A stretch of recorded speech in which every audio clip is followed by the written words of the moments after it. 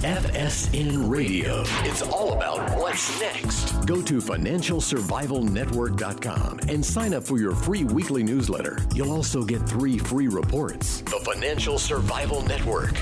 It's all about what's next. Welcome. You are listening to the Financial Survival Network. I'm Kerry Lutz. We got a special treat for you now. Someone you haven't heard from in a while. Hey, well, it's all about anarchy. We've got chaos. Is anarchy the next stop?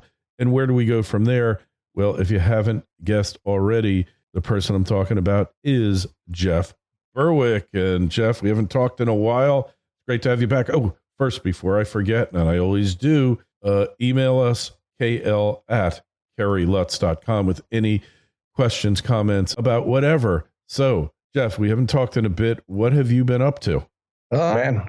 Well, really, a lot of the same sort of things that I've always been doing, just doing the dollar vigilante. There's a lot of craziness happening in the financial and monetary world and political as well. And of course, I still do my anarcho every year, coming up on our 6th year, I believe, in 2020, coming up February 13th to 16th. So those things keep me pretty busy. Yeah. Hey, and I'm definitely going to make an attempt to make it this February.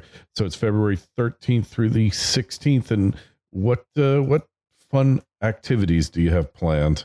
It's going to be a lot of the same things that we usually do, but this time it's going to be 10 full days. So the February 13th to 16th is the main conference, but beforehand we also have numerous things, including the Dollar Vigilante Summit, which is February 11th and 12th, and we have a health and wellness before and after, where some of the top, actually a lot of the top alternative sort of health people will be coming with all kinds of ways to help heal whatever you have. And afterwards, we do a number of things, including psychedelics, including ayahuasca and things like that, concerts. We actually haven't announced as of this second the speakers and the artists, but we're going to be announcing it any day now. And it's really, it's going to be our best lineup we've ever had. Oh my God. Ayahuasca. I think my psychedelic days are best left behind me, but I've heard people having some interesting insights on it. So, did you make it to the Bilderberg conference this year? No, I didn't. They actually didn't announce it until about 2 days before it happened where it was going to be. So I usually go with Luke Rudowski of We Are Change and Dan Dix of Press for Truth, and they made a point of not booking any travel, anything for all of, I think it's May or June is when it always happens. And I was like, well, screw it. I got things to do, so I'm going to keep doing what I'm doing. So I happened to be in Ecuador doing some things when they announced that in one day it was going to be happening in Switzerland.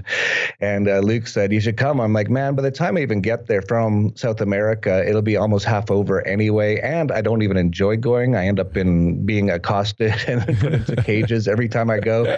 So I let them do it this year. Yeah, that's funny.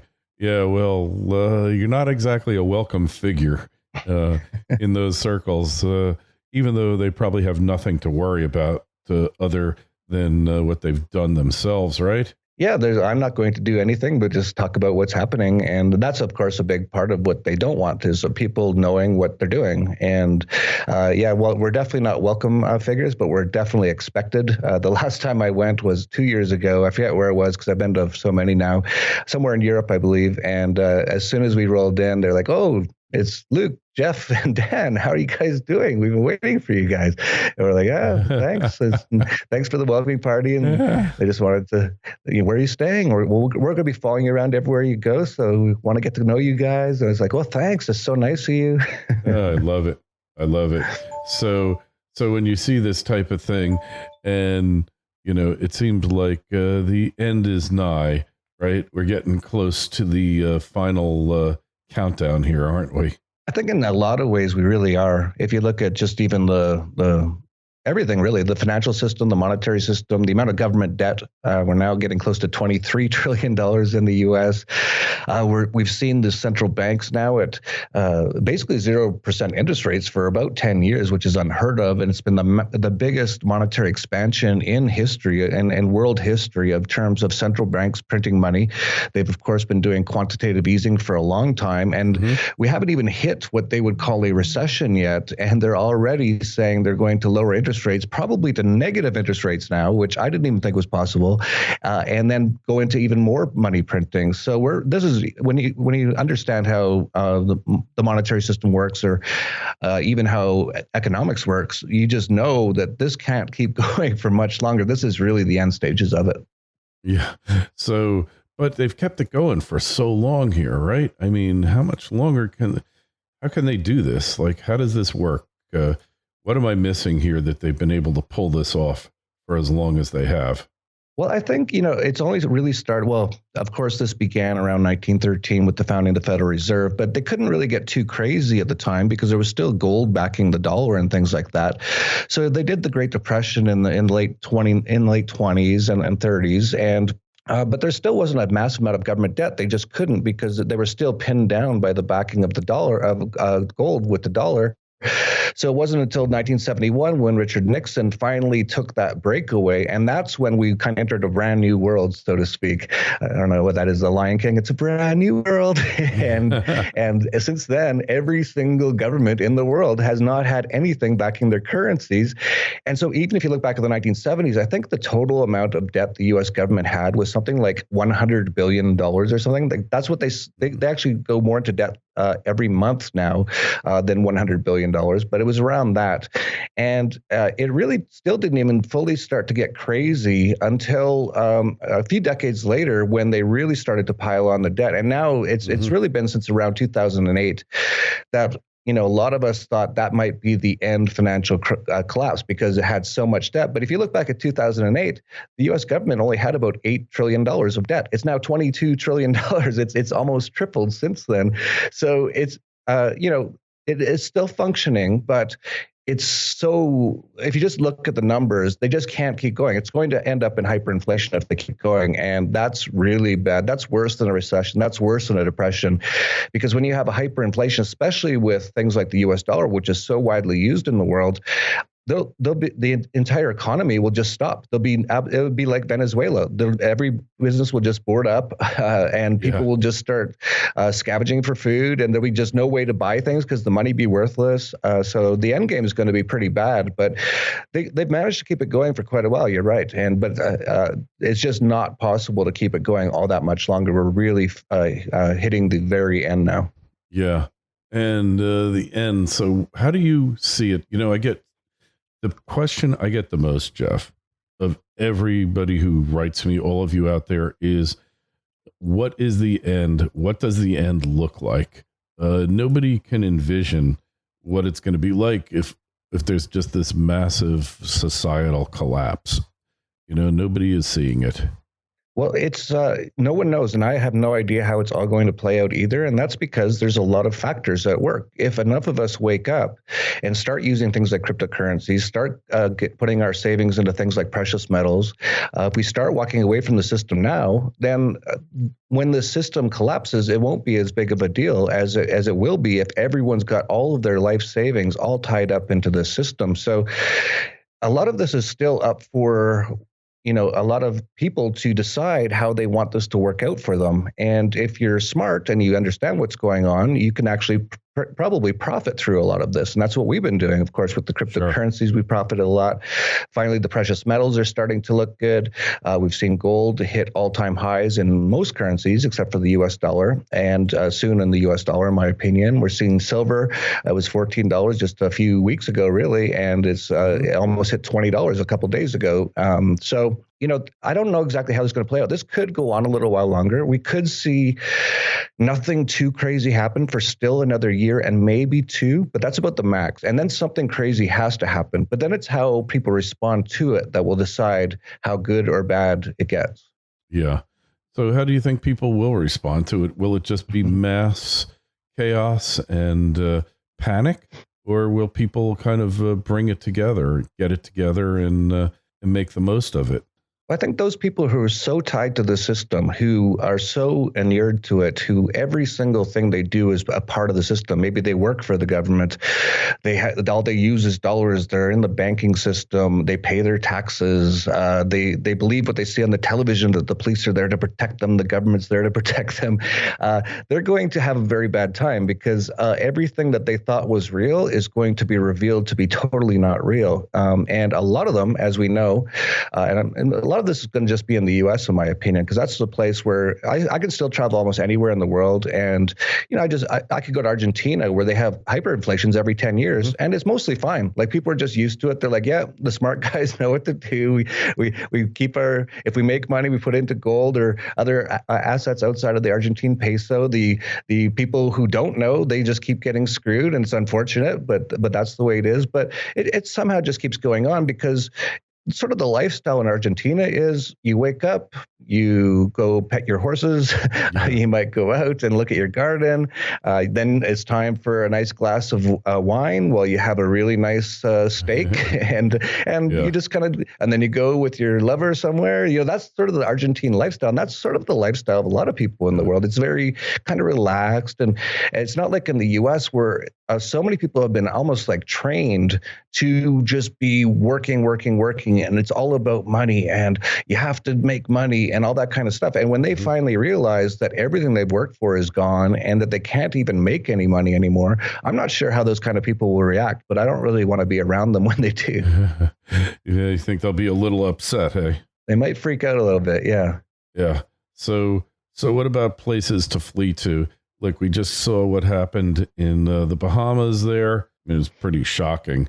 Been there many times myself. And what do you think of that? We could be seeing these types of events all over the world. I mean, we do see them periodically, but it kind of gives you a good indication of what's ahead, doesn't it? FSN Radio. It's all about what's next. Today's show is brought to you by U.S. Gold Corp. U.S. Gold Corp is a U.S.-focused gold exploration and development company advancing high-potential projects in Wyoming and Nevada. U.S. Gold Corp has consolidated a district on Nevada's productive Cortex trend and is advancing the Copper King project towards production in Wyoming. Led by a team of prolific company builders and renowned explorers, including Dave Mathewson, who is directly responsible for several major Nevada gold discoveries. U.S. Gold Corp is well-capitalized and has an extremely tight share structure with less than 20 million shares outstanding and trades on the NASDAQ, a major exchange, under the ticker symbol USAU. To learn more, go to usgoldcorp.gold. That's usgoldcorp.gold. The Financial Survival Network.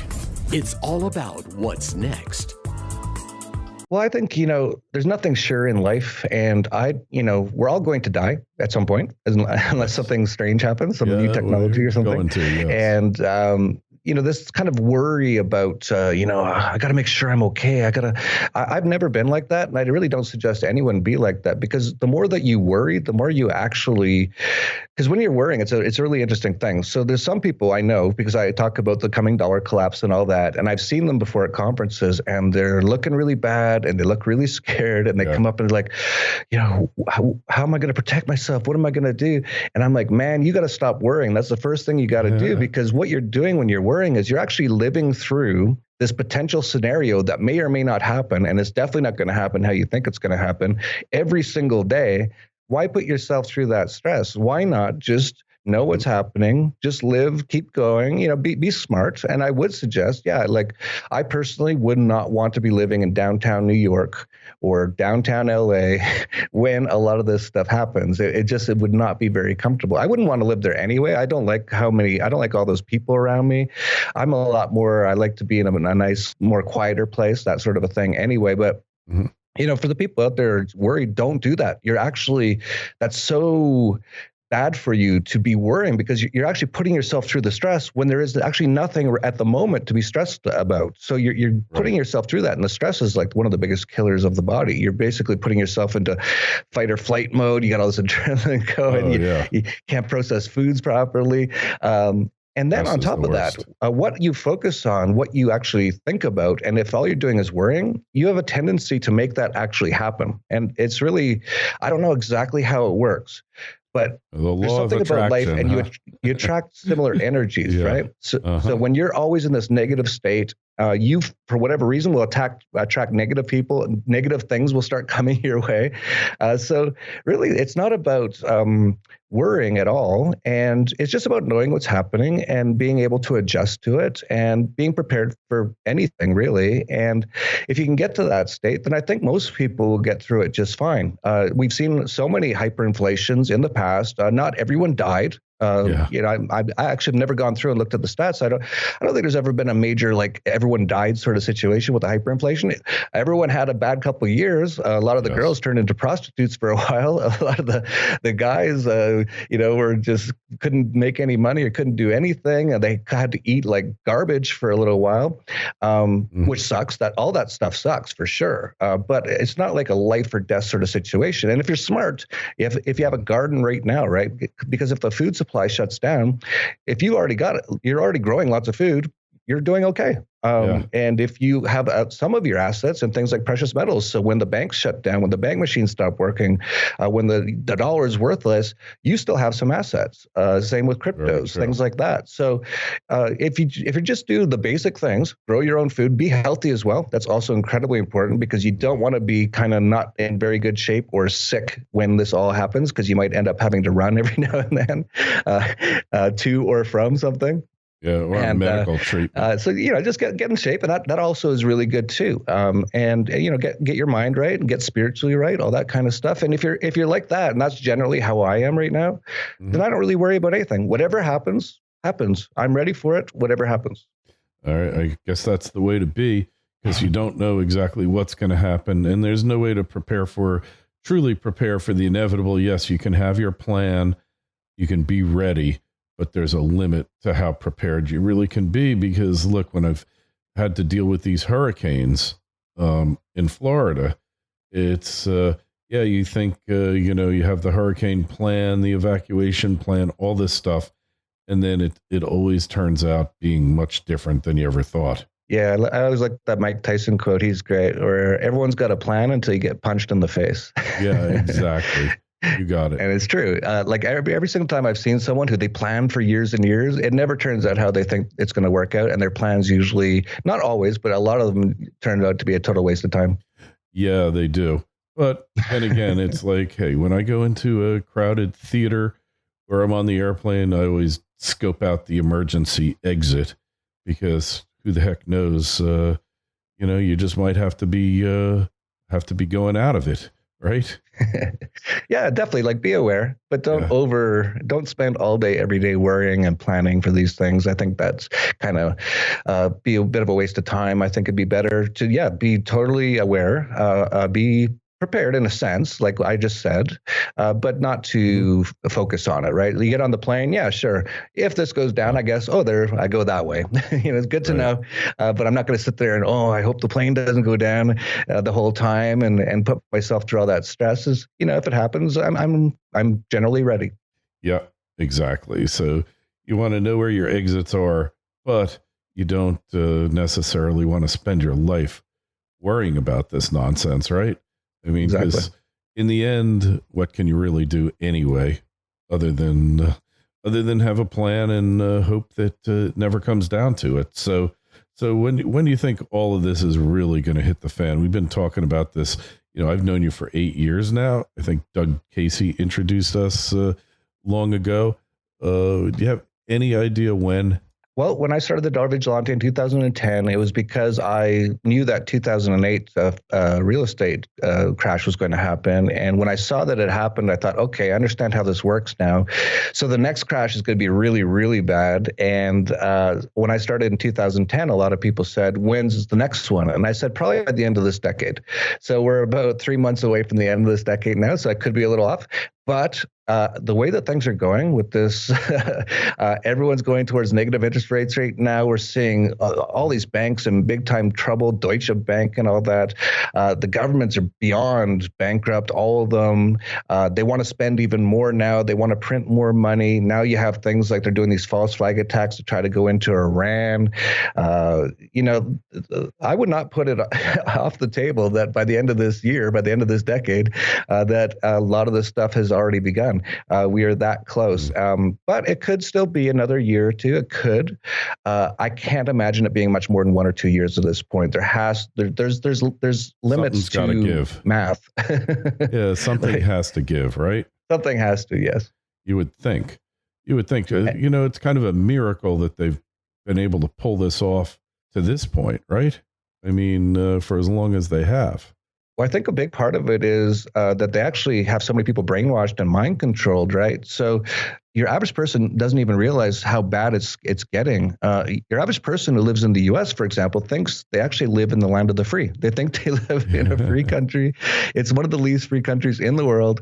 They're having most of their stuff taken from them. They don't even see it. So your average person is so mind controlled and brainwashed that even if we do go into like a crazy, like almost worst case scenario crash, as long as they've still got the television running and the CNN guys are still telling them that everything's okay, they might not even notice. That's how brainwashed most people are. You think, huh? They might not notice.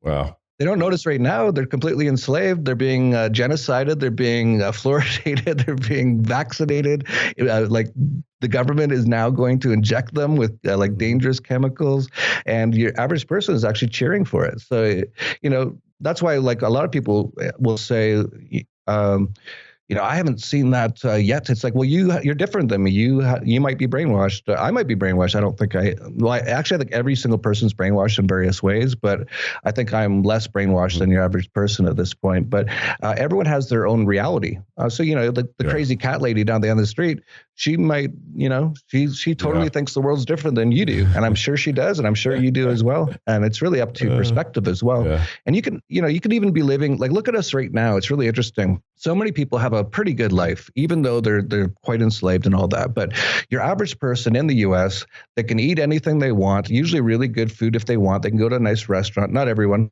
There's a lot of poor people and all that, but there's a lot of people who can, and they can go shopping, and they do, and they live in nice places, and a lot of them are super depressed. So you look at that, and it's like, and some people who have the same thing will be totally happy, and some people who have nothing, poor people, could be totally happy. So happiness or sadness or depression or those sort of things, a lot of it's in our own head. And so if you're asking like, how is this going to turn out for you? I don't know, because I'm not in your head, but you can almost make the best or worst of any situation. It's all really up to us. I totally agree with you on that. Well, there obviously are externalities, but then you get into like man's search for meaning and psycho-cybernetics. So you could be happy even if you're in a concentration camp, living each day to its fullest. I think most people be very difficult to do that with, but who knows? Maybe there's a mass change of consciousness coming with this thing as well. Jeff, you ever thought of that? Oh, big time. I actually think that's a big part of the reason it's starting to happen. And in so many ways, this is going to be actually really healthy for a lot of people because they have drank the Kool-Aid. They've been brainwashed. It's very unfortunate. They've been mind controlled their whole lives through the 12 years of government indoctrination camps, through every single thing on the television programming. It's called programming for a reason. They're living basically in a world that is not real at all. And when that disappears, and most of them aren't even that happy. You look at the amount of people using antidepressants in the U.S. It's a lot. It's over like 20% of women are using antidepressants. So that they're in this thing, they think they're living in a great place, but something's telling them they're not. So a lot of them are really depressed, or a lot of them are really even overweight. They're just eating constantly, or whatever it is to make that kind of like that knowledge they have inside that they're actually not that good go away. So when this whole thing comes crashing down, and let's just imagine that for a few weeks, everyone has to like really like figure out how to survive. So like there's no more groceries. There's no food on the grocery stores, which almost happened in 2008. Because once the banks go down, the transportation system goes down, and it's all the food in the grocery stores comes from miles or hundreds or thousands of miles away now. So we could end up in that situation. But during that process, a lot of people might realize, I don't have to go to work today because my job's gone. The bank's gone. I have no money. There's no food in the stores. I'm actually going to have to go around and talk to my neighbors. I'm going to have to look into how to grow some food. God forbid you got to. All of a sudden, I'm looking pretty good. Yeah, I can see my stomach again. I can see my. I lost like 20, 30 pounds the last couple of weeks. Some of the people might go, hey, this actually isn't too bad. Yeah. In fact, that is so often the case with things that people worry about. For example, I sank my sailboat in 2004, I believe, in El Salvador.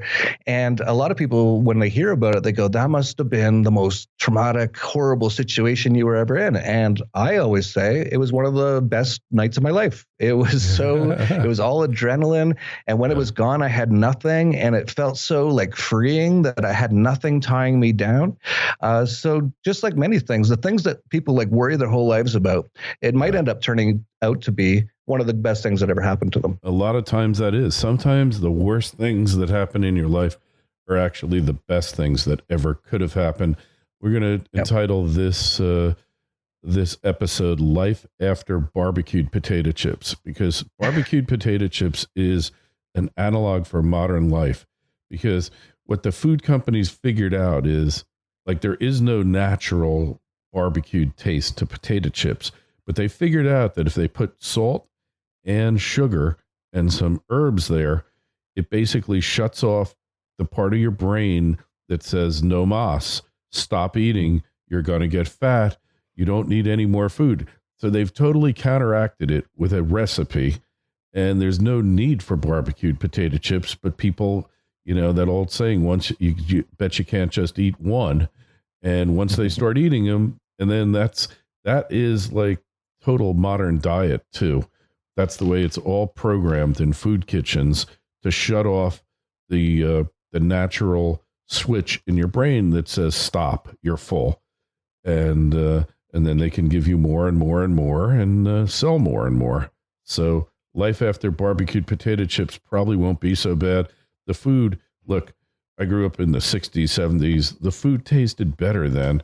I taste stuff and I say, it really doesn't taste as good as it used to. You know, nothing does. And it's not my imagination. And it's not me saying, well, you know, those days were so much better. The good old days, you know, like your parents used to. I think the food tasted better. Well, a lot of it is that they've taken so much of the nutrition out of the food, and part of it's by design, and part of it's just through all this factory farming and processing and all that sort of a thing. So yeah, I travel a lot, and if I'm in a place where they don't, it's, you know, what you would call poor, and they just don't have a lot of processed sort of factory foods, and they still get their food from like the farmers market or mercados or whatever they call them here in Mexico. Yeah, it's like every tomato's, you know, redder, tastier. Every single thing you buy has a lot more flavor, because a lot of what people get in the so-called first world has been so processed and so on purpose to have a lot of the nutrition taken out of it. This is actually on purpose, because they know if they can get people kind of, because if you have really good health and you have really good nutrition, and if you're pretty good mentally, it's really hard to kind of control you. But if they can just keep grinding you down, make it so like you're not getting any nutrition from your food, and all of a sudden you're feeling crappier, and all of a sudden it's like, I'm gonna have a beer, I don't feel that good. This beer makes me feel better. Now the beer is kind of clogging your mind up. That's what they want, and that's sort of what they've done in the so-called first world, which is why I don't really like even going there all that much anymore. Is just because so many of those things are like that, and it's a lot of it's on purpose, some of it's by accident, but none of it's really all that good. And the more that people can get back to just nature and get back to a more natural life, I think a lot more people will be happy. And that's what we're seeing today. You see so many people, they just live in the cities, they never even see a tree, they don't even know what clean air is. Forget about that. If you're in a city, there's no clean air. Then they're in an apartment, and if they're in a northern place where it's cold, they just keep all the windows and doors shut all day. So they're basically sitting there in their own mold, in their own dead skin cells, in just nasty stuff. That's why people are almost always sick all the time up in places like that.